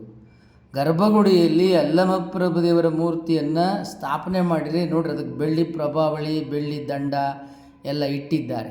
ಈಗಲೂ ಅದು ಅಲ್ಲಮಪ್ರಭು ದೇವರು. ನೀವು ಅಲ್ಲಿ ಗರ್ಭಗುಡಿಯಲ್ಲಿ ಹೋಗಿ ತಿಳ್ಕೋಬೋದು. ಕೂಡಲ ಸಂಗಮದಲ್ಲಿ ಬಸವಣ್ಣನವರು ಸುಮಾರು ತಮ್ಮ 124 ವಚನಗಳಲ್ಲಿ ಅಲ್ಲಮಪ್ರಭು ದೇವರೇ ನನ್ನ ಗುರು, ನಾನೇ ಅಲ್ಲಮಪ್ರಭು ದೇವರ ಭಕ್ತ ಎಂಬುದಾಗಿ ಅನೇಕ ವಚನಗಳಲ್ಲಿ ಹೇಳಿಕೊಂಡಿದ್ದಾರೆ. ಎನ್ನ ಗುರು ಪರಮಗುರು ನೀನೆ ಕಂಡಯ್ಯ. ಹೀಗೆ ಬಸವಣ್ಣನವರ ವಚನದಲ್ಲಿದೆ. ಬಾಗಿಲ ಮುಂದೆ ಬಾಳೆ ಬೆಳೆವುದಯ್ಯ, ಬೀಗಿ ಬೆಳೆದ ಬಾಳೆಯಂತೆ ಬಾಗಿಕೊಂಡಿದ್ದರೆ ಕೂಡಿಕೊಂಡಿಪ್ಪ ನಮ್ಮ ಕೂಡಲ ಸಂಗಮ ದೇವ. ಬೀಗಿ ಬೆಳೆದ ಗೊನೆವಾಳೆಯಂತೆ ಬಾಗಿಕೊಂಡಿದ್ದರೆ ಕೂಡಿಕೊಂಡಿಪ್ಪ ನಮ್ಮ ಕೂಡಲ ಸಂಗಮ ದೇವ. ಬಾಗಿದ ತಲೆಯ ಮುಗಿದ ಕೈಯಾಗಿರಿಸು ಕೂಡಲ ಸಂಗಮ ದೇವ ಎಂಬುದಾಗಿ ಅವರು ಹೇಳ್ತಾರೆ. ಇದು ಅವರು ಕೃಷಿಕರಾಗಿ ತಾವು ಬೆಳೆಯುತ್ತಿದ್ದ ಫಸಲು ಬಂದ ಕಾಲಕ್ಕೆ ಅದು ಭೂಮಿಯ ಕಡೆಗೆ ಬಾಗುತ್ತಿದ್ದಂದನ್ನು ಬಸವಣ್ಣನವರು ಅನೇಕ ಸಂದರ್ಭದಲ್ಲಿ ನೋಡಿದರೆ ಆ ದೃಷ್ಟಾಂತ ಅವರ ವಚನಗಳಲ್ಲಿ ಬಂದಿದೆ. ನೆಲ್ಲ ಗಿಡುವಿನೊಳಗೆ ನಾನೊಂದು ಹುಲ್ಲಾಗಿ ಹುಟ್ಟಿದೆನಯ್ಯ, ಆನು ಭಕ್ತನೆಂಬೆನೆ ಆನು ಯುಕ್ತನೆಂಬೆನೆ ಆನು ಕೂಡಲ ಸಂಗನ ಶರಣರ ಒಕ್ಕುದನು ಉಂಡಡೆ ಪಾದರಕ್ಷೆಯ ಸರಿಯಹನೆ. ಇಲ್ಲಿ ಅವರಲ್ಲಿ ವಿನಯ ಸದ್ಭಕ್ತಿ ಎದ್ದು ಕಾಣುತ್ತದೆ. ನೆಲ್ಲ ಗಿಡುವಿನೊಳಗೆ ನಾನೊಂದು ಹುಲ್ಲಾಗಿ ಹುಟ್ಟಿದೆನಯ್ಯ ಅಂತಾರೆ. ನೆಲ್ಲು ಅಂದರೆ ಭತ್ತ, ಬೇಸಾಯದ ಅನುಭವ. ನಾನು ಭತ್ತದ ಹುಲ್ಲಾಗಿ ಹುಟ್ಟಿದೆ ಅಂತ ಹೇಳ್ತಾರೆ. ಇದು ಅವರು ಬಸವಣ್ಣವರು ಬೇಸಾಯದ ಅನುಭವ. ನೆಲ್ಲ ಗಿಡುವಿನೊಳಗೆ ನಾನೊಂದು ಹುಲ್ಲಾಗಿ ಹುಟ್ಟಿದೆನಯ್ಯ. ತಮ್ಮನ್ನು ಅವರು ಕನಿಷ್ಠಕ್ಕೆ ಹೋಲಿಸಿಕೊಳ್ತಾರೆ ಹುಲ್ಲಾಗಿ. ಯಾಕಪ್ಪ ಅದನ್ನು ಮುಕ್ತಾಯದಲ್ಲಿ ಹೇಳ್ತಾನೆ. ಆನು ಭಕ್ತನೆಂಬೆನೆ ಆನು ಯುಕ್ತನೆಂಬೆನೆ ಆನು ಕೂಡಲ ಸಂಗನ ಶರಣರು ಒಕ್ಕುದನುಂಡಡೆ ಪಾದರಕ್ಷೆಗೆ ಸರಿಯೇನೆ. ನಾನು ಭಕ್ತನೇ, ನಾನು ಯುಕ್ತನೇ, ಒಕ್ಕುದನು ಉಂಡಡೆ. ಬಸವಣ್ಣನವರು ದಾಸೋಹ ಎಲ್ಲ ಮುಗಿದ ಮೇಲೆ ಕೊನೆಗೆ ಪ್ರಸಾದ ಮಾಡ್ತಾ ಇದ್ರು. ಅದು ಈ ವಚನದಲ್ಲಿಯೂ ಮುಕ್ತಾಯದಲ್ಲಿದೆ. ಕೊನೆಗೆ ನಾನು ಭಕ್ತರಿಗೆ ಶಿವಶರಣರಿಗೆ ಸರಿಯಲ್ಲ ಅಂತ ಹೇಳಿಕೊಳ್ತಾರೆ. ಯಾಕಪ್ಪ ಅಂತೇಳಿದರೆ ಅವ್ರಿಗೆ ಭಕ್ತಿ ಮಾಡೋಕ್ಕೆ ಸಮಯ ಇರಲಿಲ್ಲ. ಅವ್ರ ಕಾಲ ಎಲ್ಲ ಬಿಜ್ಜಳದ ಭಂಡಾರದಲ್ಲಿ ಹೋಯ್ತು ಕರ್ಣಿಕ ಲೆಕ್ಕಕ್ಕೆ. ಈಗ ದುಡ್ಡು ಬಂತು, ಎಲ್ಲ ಸಮಯ ಎಲ್ಲಿ ಹೋಯ್ತು? ಅಕ್ಕಮಹಾದೇವರು ಹೇಳ್ದಂಗೆ ಬಸವಣ್ಣನ ಭಕ್ತಿ ಕೊಟ್ಟಣದ ಮನೆ. ಬಸವಣ್ಣವ್ರ ಭಕ್ತಿ ಎಲ್ಲ ಎಲ್ಲೂ ಆಯಿತು? 500 ಎಕರೆ ಜಮೀನು, 100 ಹಸುಗಳು, ಪಶುಪಾಲನೆ, ಬೇಸಾಯ, ಮತ್ತು ಅವೆಲ್ಲ ಸುಮ್ಮನೆ ಕೂತ್ರೆ ಆಗ್ತದೇನ? ಆಳುಗಳು ಉಸ್ತುವಾರಿ ಮಾಡಬೇಕು, ಸ್ವತಃ ಜಮೀನಿಗೆ ದನ ಕರುಗಳನ್ನೆಲ್ಲ ಪ್ರತ್ಯಕ್ಷ ನೋಡ್ಕೋಬೇಕು. ಹೀಗಾಗಿ ಪೂಜೆಗೆ ಭಕ್ತಿಗೆ ಸಮಯ ಇಲ್ಲ. ಸಂಪತ್ತನ್ನು ಬೆಳಿಬೇಕಲ್ಲ, ಸಂಪತ್ತನ್ನು ತರಬೇಕಲ್ಲ, ಸಂಪತ್ತನ್ನು ತೊಡಗಿಸ್ಕೋಬೇಕಲ್ಲ. ಹೀಗಾಗಿ ಅವರು ಬೇಸಾಯದಲ್ಲಿ ಪಶುಪಾಲನೆಯಲ್ಲಿ ಸಮಯ ಹೋಗ್ಬಿಡ್ತಿತ್ತು. ಪೂಜೆಗೆ ಭಕ್ತಿಗೆ ಸಮಯ ಇರ್ತಿರಲಿಲ್ಲ. ಅವ್ರ ವಚನದಲ್ಲಿ ಕಾಣ್ತದೆ. ಅವರು ಯಾರು ಜ್ಞಾನಿಗಳು ಶಿವಾನುಭಾವಿಗಳಿದ್ದಾಗ ಆನು ಭಕ್ತರಿಗೆ ಸರಿಯಗನೆ ಅಂತ ಹೇಳ್ಕೊಳ್ತಾರೆ. ಯಾಕೆ ಅಂತೇಳಿದರೆ ಅಧ್ಯಯನ, ಧ್ಯಾನ, ಅನುಭವ, ತಪಸ್ಸು. ಅಕ್ಕಮಹಾದೇವರು ಅಲ್ಲಮ ಪ್ರಭುದೇವರು ಅಧ್ಯಯನ, ಧ್ಯಾನ, ತಪಸ್ಸು ಮಾಡ್ದಂಗೆ, ದಂಡನಾಯಕ ಕೇಶರಾಜರು ಭಕ್ತಿ, ಧ್ಯಾನ, ತಪಸ್ಸು ಮಾಡ್ದಂಗೆ ಬಸವಣ್ಣನವರಿಗೆ ಸಮಯ ಸಿಗಲಿಲ್ಲ. ಆದ ಕಾರಣ ಈ ಜ್ಞಾನ ಅನುಭವ ಕಡಿಮೆಯಾದ ಕಾರಣವಾಗಿ ಅಂಥ ಶಿವಾನುಭಾವಿಗಳಿಗೆ ಅವರು ಬಹಳ ಗೌರವವನ್ನು ಕೊಡ್ತಿದ್ರು. ಆದ್ದರಿಂದ ನಿಮಗೆ ನಾನು ಸರಿಯಹನೆ. ಆ ದೀನ ನಾನು ತನ ಮೇಲಿಂದ ಮೇಲೆ ಬಸವಣ್ಣನವ್ರ ಬದುಕಿನಲ್ಲಿ ಕಾಡ್ತದೆ. ನಾನು ಯಾರೂ ಇಲ್ಲ, ನಾನು ನಿಮಗಿಂತ ಕಡಿಮೆ. ಯಾಕಪ್ಪ ಅಂತೇಳಿದರೆ ಅವರು ಭಂಡಾರಿ ಮಂತ್ರಿ ಆಗಿರಲಿಲ್ಲ, ಅಧಿಕಾರ ಅವರಿಗೆ ಇರಲಿಲ್ಲ. ಕರ್ಣಿಕರಾಗಿ ಒಂದು ಸಣ್ಣ ಹುದ್ದೆಯಲ್ಲಿ ಇದ್ದದ್ದರಿಂದ ತಮ್ಮನ್ನು ತಾವು ಎಲ್ಲ ಸಂದರ್ಭದಲ್ಲಿಯೂ ಕೂಡ ಕಡೆಯಾಗಿ ಕಾಣ್ಕೊಳ್ತಾ ಇದ್ರು, ನೋಡ್ಕೊಳ್ತಾ ಇದ್ರು. ಇದು ಅವರ ಜೀವನದ ಅನುಭವ. ಅಧಿಕಾರವಾಣಿ, ರಾಜವಾಣಿ ಅವ್ರ ವಚನದಲ್ಲಿ ಬಂದಿದ್ರೆ ಅವ್ರು ರಾಜನಾಗಿದ್ರೆ ಆ ವಾಣಿ ಬರ್ತಿತ್ತು. ಅದು ಅಲ್ಲಮ ಪ್ರಭುದೇವ್ರ ವಚನದಲ್ಲಿ ಕಾಣ್ತದೆ. ರಾಜನಂಗ ಮಾತಾಡ್ತಾರೆ ಅಲ್ಲಮ ಪ್ರಭುದೇವರು. ಯಾಕೆ ಅವ್ರ ಮಹಾರಾಜನ ಮಗನಾಗಿ ಹುಟ್ಟಿದ್ರು. ಎಲ್ಲಿ ನೋಡಿದ್ರಲ್ಲಿ ಅಲ್ಲಮ ಪ್ರಭುದೇವ್ರ ವಾಣಿ, ಪ್ರಭುವಾಣಿ, ಅಧಿಕಾರವಾಣಿ. ಯಾಕೆ? ಆಳ್ವಿಕೆ ಮಾಡಿದ ಅನುಭವ ಅಲ್ಲಮ ಪ್ರಭುದೇವ್ರ ವಚನದಲ್ಲಿದೆ. ಬಸವಣ್ಣನವರ ವಚನಗಳಲ್ಲಿ ಆಳ್ವಿಕೆ ಮಾಡಿದ ಅನುಭವ ಇಲ್ಲ. ಬಸವಣ್ಣನವರ ಜೀವನ ಅವರ ಕೊನೆಯ ದಿನಗಳಲ್ಲಿ ಬಹಳ ಸಂತೋಷದಾಯಕವಾಗಿತ್ತು. ಕಾರಣ, ಒಂದು ಜಮೀನಿತ್ತು, ಇನ್ನೊಂದು ಪಶುಪಾಲನೆ ಇತ್ತು, ಮತ್ತು ಸಮೃದ್ಧವಾಗಿ ಬೆಳೆಯನ್ನು ಬೆಳೀತಾ ಇದ್ದರು. ಇದೆಲ್ಲಕ್ಕಿಂತ ಹೆಚ್ಚಾಗಿ ಮಾವಂದಿರಾದ ಸಿದ್ದರಸ ಭಂಡಾರಿ, ಬಲದೇವ ದಂಡನಾಯಕ ಮಹಾರಾಜರಾಗಿ ಅವರು ಜೀವಂತ ಇದ್ದರು. ಅವರೆಲ್ಲರ ರಕ್ಷಣೆ, ಆಶೀರ್ವಾದ ಬಸವಣ್ಣನವರ ಬದುಕಿನಲ್ಲಿ ಇತ್ತು. ಎಲ್ಲ ಭದ್ರತೆ ಇತ್ತು.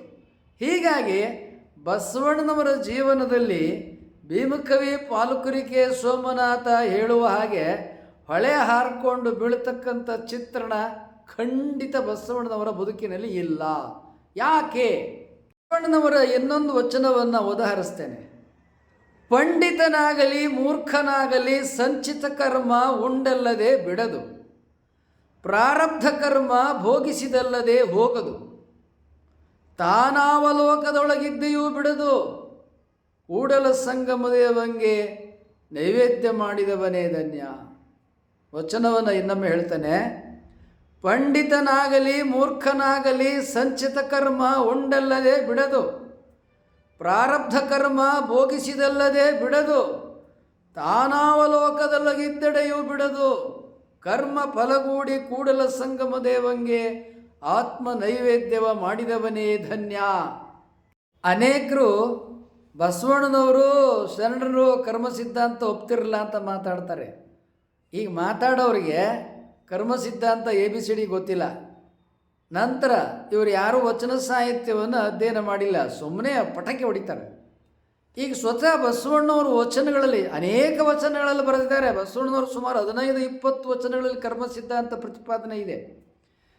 ಏನು ಕರ್ಮ ಸಿದ್ಧಾಂತ ಅಂದರೆ, ಭತ್ತ ಬಿತ್ತಿದ್ರೆ ಭತ್ತ ಬೆಳೆ, ರಾಗಿ ಬಿತ್ತಿದ್ರೆ ರಾಗಿ, ಜೋಳ ಬಿತ್ತಿದ್ರೆ ಜೋಳ, ಬಾಳೆ ಬಿತ್ತಿದ್ರೆ ಬಾಳೆ, ಇದೇ ಕರ್ಮ ಅಲ್ವಾ? ಮಾಡಿದ್ದು ಉಣ್ಣ ಮಹಾರಾಯ, ಬಿತ್ತಿದಂತೆ ಬೆಳೆ.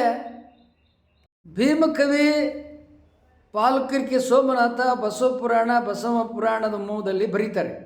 ಏನು? ಸ್ವತಃ ಬಸವಣ್ಣನವರು ಬಿಜ್ಜಳನನ್ನು ಸುಪಾರಿ ಕೊಟ್ಟು ಕೊಲಿಸಿದ್ರು ಅಂತ. ಎಂಥ ಅಪಚಾರದ ಕಥೆಯನ್ನು ಬಸವಣ್ಣನವರಿಗೆ ಭೀಮಕವಿ ಪಾಲುಕುರಿಕೆ ಸೋಮನಾಥ ಕಥೆ ಕಟ್ಟಿದಾರಲ್ಲ, 100ಕ್ಕೆ 100 ಸುಳ್ಳ್ರಿ. ಈಗ ಯಾರಾದರೂ ಇಂಥ ಕೆಟ್ಟ ಕೃತ್ಯಗಳನ್ನು ಮಾಡಿದ್ರೆ ಏನಾಗುತ್ತೆ? ಕೆಟ್ಟ ಫಲಗಳು ಬರ್ತದೆ, ಹೌದಲ್ವಾ? ಇದು ಬಸವಣ್ಣವ್ರಿಗೆ ಗೊತ್ತಿಲ್ವಾ? ಇವತ್ತು ಕೂಡ ಮಾಜಿ ಅಥವಾ ಹಾಲಿ ಎಷ್ಟೇ ದೊಡ್ಡ ಹುದ್ದೆಯಲ್ಲಿರಲಿ, ಕೆಟ್ಟ ಕೆಲಸ ಮಾಡಿದರೆ ಅವ್ರನ್ನ ಅರೆಸ್ಟ್ ಮಾಡ್ತಾರೋ ಇಲ್ಲೋ, ಬಂಧನಕ್ಕಾಕಿ ಕಾನೂನು ಪ್ರಕಾರ ವಿಚಾರಣೆಗೆ ಒಳಪಡಿಸ್ತಾರೋ ಇಲ್ವೋ? ಮತ್ತು ಬಸವಣ್ಣನವರು ಮಾತಿನ ಮಾತಿಂಗೆ ನಿನ್ನ ಕೊಂದ ಹರೆಂದು ಎಲೆ ಹೋತಿ ಅಳುಕಂಡೆಯ, ಹಬ್ಬಕ್ಕೆ ತಂದ ಹರಕೆಯ ಕುರಿ ತೋರಣಕ್ಕೆ ತಂದ ತಳಿರಮ್ಮೆ ಇತ್ತು ಕೊಂದವರುಳಿದರೆ ದಯವಿಲ್ಲದ ಧರ್ಮವುದು ಯಾವುದಯ್ಯ ಎಂಬುದಾಗಿ ಹೇಳಿದ ಬಸವಣ್ಣನವರನ್ನು ನಿರೂಪ ಕೊಟ್ಟು ಬಸವಣ್ಣನವರು ಬಿಜ್ಜಳನ್ನು ಕೊಲಿಸಿದ್ರು ಅಂದರೆ ಅದು ಬಸವಣ್ಣನವರ ದಯಾಘನ ಶ್ರೇಷ್ಠ ವ್ಯಕ್ತಿತ್ವಕ್ಕೆ ಅಪಚಾರ ಅಂತ ಘಟನೆ ಆಗಿಲ್ಲ.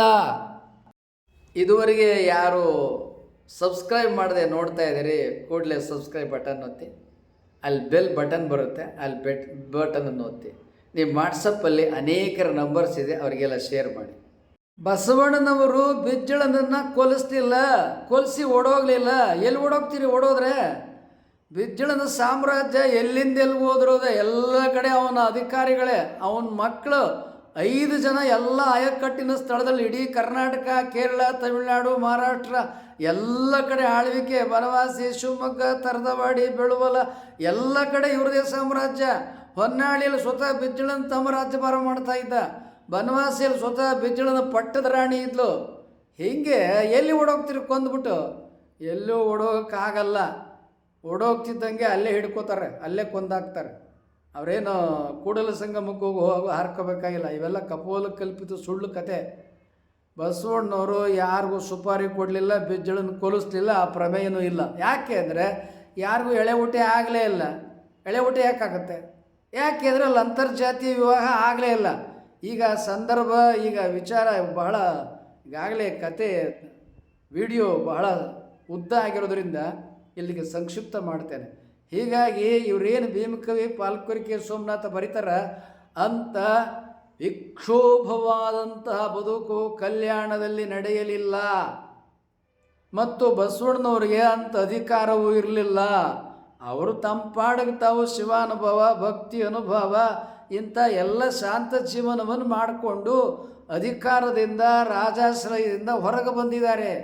ಅಲ್ಲಿ ಬಿಜ್ಜಳನಿಗೂ ಬಸವಣ್ಣನವ್ರಿಗೂ ಯಾವುದೇ ಸಂಬಂಧ ಇಲ್ಲ ಅಂತ ಅನೇಕ ವಚನಗಳನ್ನು 16ನೇ ಶತಮಾನದೊಳಗೆ ಅನೇಕರು ಸೃಷ್ಟಿ ಮಾಡಿದರು. ಆನೆ ಬಿಜ್ಜಳಂಗಂಜವನ ಇವೆಲ್ಲ ಕೃತಕ ರಚನೆ, ಬಸವಣ್ಣನವ್ರ ವಚನಗಳಲ್ಲ ಅವೆಲ್ಲ. ಹೀಗಾಗಿ ಬಸವಣ್ಣನವರು ಶಾಂತ ಜೀವನವನ್ನು ಕಲ್ಯಾಣದಲ್ಲಿಯೇ ನಡೆಸಿದರು, ಕಲ್ಯಾಣದಲ್ಲಿಯೇ ಅವರು ಐಕ್ಯರಾದರು. ಕೂಡಲ ಸಂಗಮ ದೇವ ತನಗೆ ಬೇಕೆಂದು ಎತ್ತಿಕೊಂಡ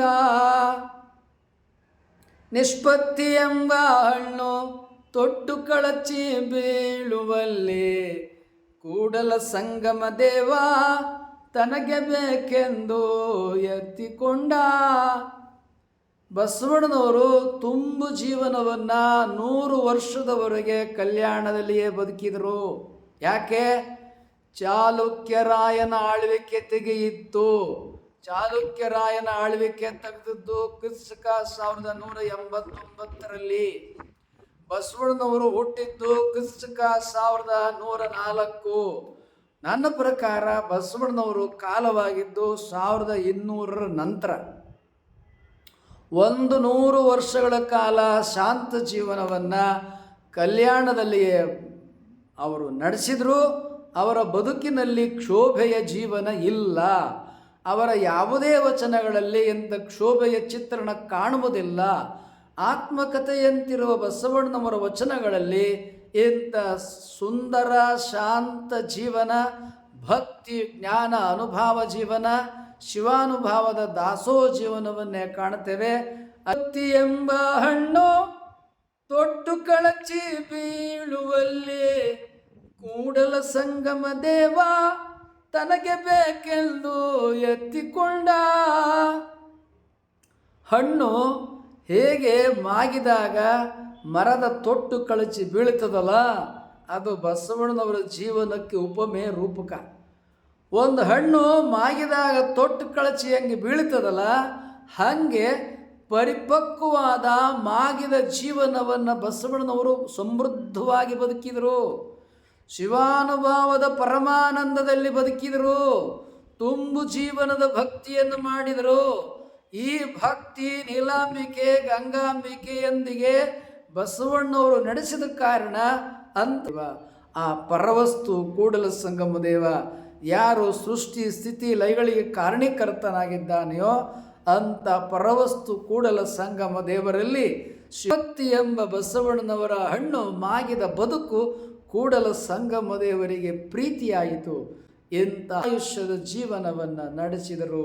ಅದು ಕೂಡಲ ಸಂಗಮ ದೇವರಿಗೆ ಪ್ರೀತಿಯಾಯಿತು.